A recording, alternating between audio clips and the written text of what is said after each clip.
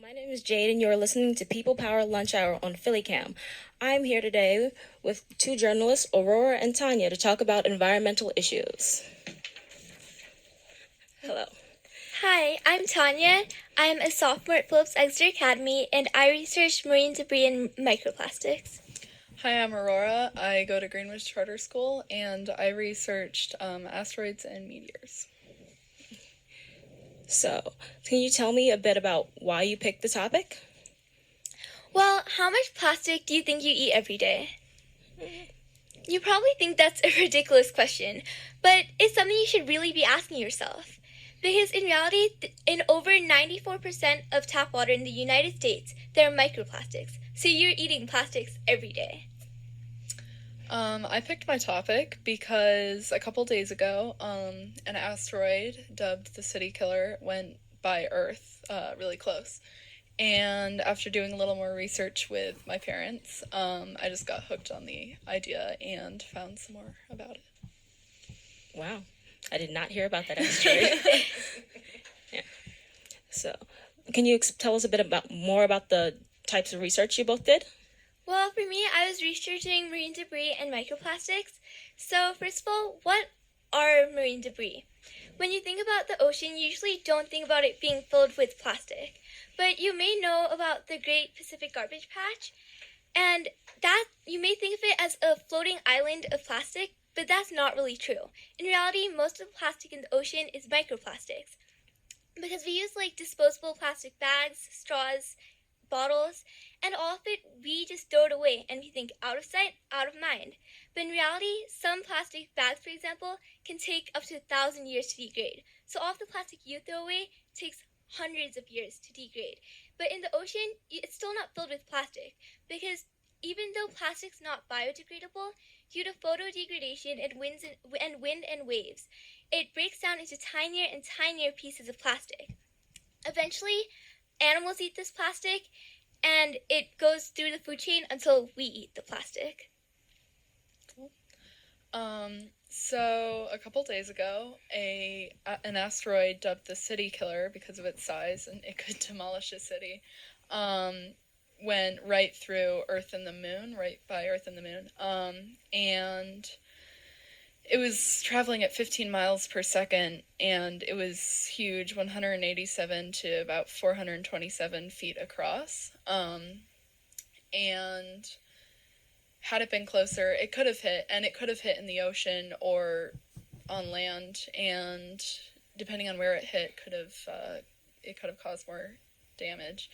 But it's totally surprised scientists. They know where 90% of the asteroids are in space, and this one just wasn't in that 90%, and it was too fast and small for them to detect. It was closer than the moon, which is crazy.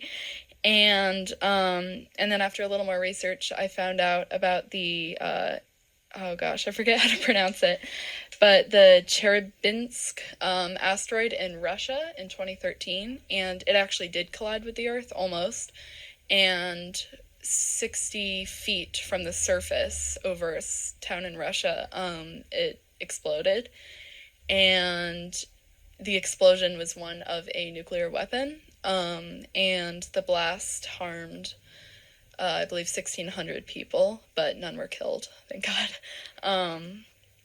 And since the 2013 incident in Russia, scientists have been trying to think of ways to build a spaceship that can be launched into space and nudge further asteroids that could cause more damage into a safer orbit. That's good. So, do you guys have any ideas on how to improve these things? Well, as for marine debris, I think it's important that people are aware of their habits and when they're using disposable plastic, because once you start realizing what's disposable and what's not plastic, you'll see that a lot of packaging is all plastic, and we actually use a lot every day. For example, Americans use 500 million straws every day, and plastic straws take 200 years to degrade. And there are also more than 60 million plastic bottles in landfills and incinerators every day. And also, plastic bottles take 450 years to degrade. And another common example is plastic bags. more than 500 million are used every day across the world, but like in a year that's up to 1 trillion plastic bags. So at least in those two things, it's really easy to fix once you change just small habits. And you can start using a reusable plastic bottle. You can start saying no to straws or using alternatives like paper straws.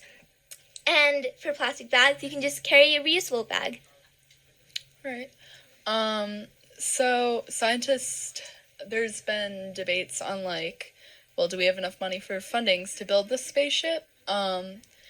So I think I don't know how much like we can do to help with the construction of something so big, but just donating money and thinking of ways maybe in your community to like, I don't know, just talk about it and learn about these asteroids and be aware, because asteroids go by all the time and we don't even really notice, but when they come this close it's a little scary. And yeah, so we don't know when the next huge one can come, or the 2013 Russia incident could come, and it could happen anywhere on the earth. And so just like being aware and coming up with ways in your community to, collect money and donate and stuff. Well, that's good. Is there anything else you want to tell the people? I have a fun fact about the 2013 asteroid in Russia. And I was really fascinated that the blast was picked up in Antarctica. It was picked up that far away, and I was like, whoa, like a blast that big, and it must have been terrifying. Like, people could have feared for their lives, and luckily no one did die, but, about 16,000 were hospitalized because of the blast and, like, shards of glass from windows and stuff. So I thought that was really fascinating that the blast was picked up that far away. As for me, by 2050, there will be more plastic in the ocean than fish. So even if you can't really see off the plastic because it's microplastics, you should start being more aware of your actions. And while we still can, we must make a change. Yep, I agree. Well, thank you for your work and for joining us on the show. We'll be right back. You're listening to the People Powered Lunch Hour on PhillyCam. Thanks.